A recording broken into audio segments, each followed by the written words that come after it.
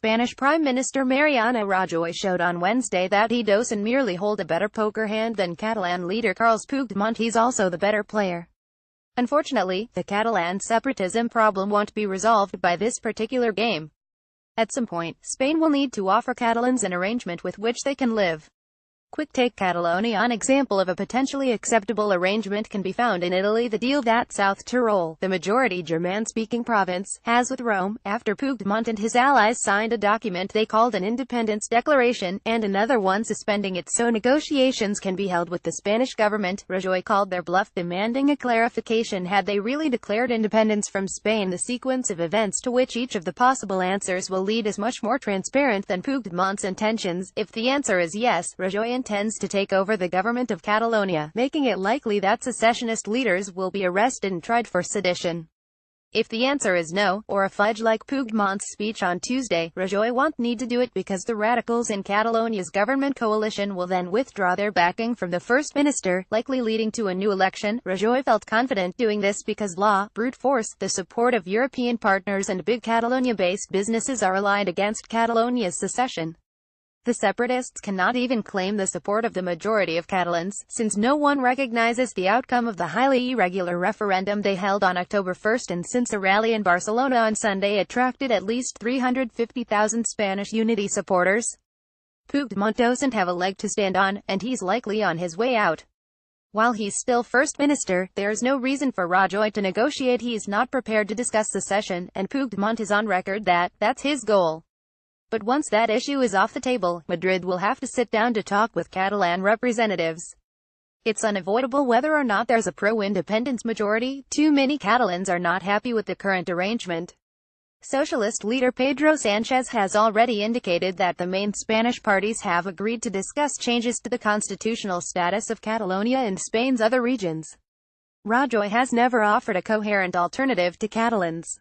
It exists, however, to the northeast. At the end of World War I, Italy acquired South Tyrol from Austria in accordance with the 1919 Treaty of Saint-Germain. The Italian fascists tried to assimilate the population of Alto Adige, as it is known in Italian. Then Hitler agreed with Mussolini to resettle those who wanted to live in the German Reich. Most remained but kept their identity. After the war, the Allies decided Italy was to retain South Tyrol, and Austria and Italy worked out the terms, including the equal status of German and Italian languages in public life, teaching in German in local schools, the retention of German family names that had been Italianized, an autonomous parliament and government, and other special rights for the South Tyrolese. The autonomy has since evolved into an elaborate arrangement with a clear separation of parliamentary powers.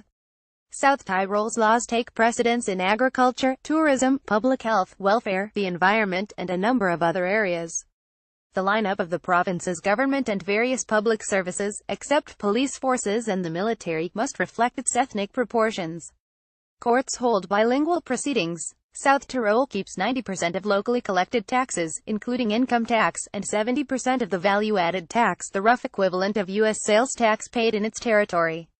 Moreover, the Italian government has long subsidized the province. This generous deal has been held up as a possible example for eastern Ukraine, now held by pro-Russian forces, once Ukraine re-establishes control over it.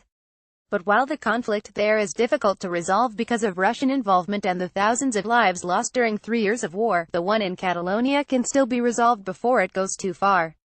A South Tyrolean-style arrangement should resolve two of the Catalan separatists' biggest grievances: the perceived lack of respect for their language and culture, and the complaint that Madrid is vacuuming up Catalan taxes to fund poorer regions of Spain.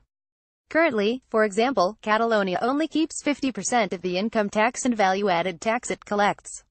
Going directly to the much higher shares South Tyrol gets to keep would probably be untenable for the Spanish government, but serious concessions on the balance will be necessary to prevent further instability, which could be costlier in the long run.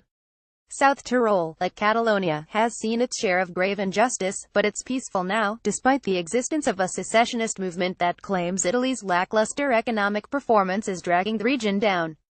Both the Catalans and the government in Madrid should take a closer look at its experience and perhaps try something similar before discussing a decisive break. This column does not necessarily reflect the opinion of the editorial board or Bloomberg LP and its owners. To contact the author of this story, Leonid Brzezinski at Bloomberg.net, or contact the editor responsible for this story, Mike Niz, admin is a3 at Bloomberg.net.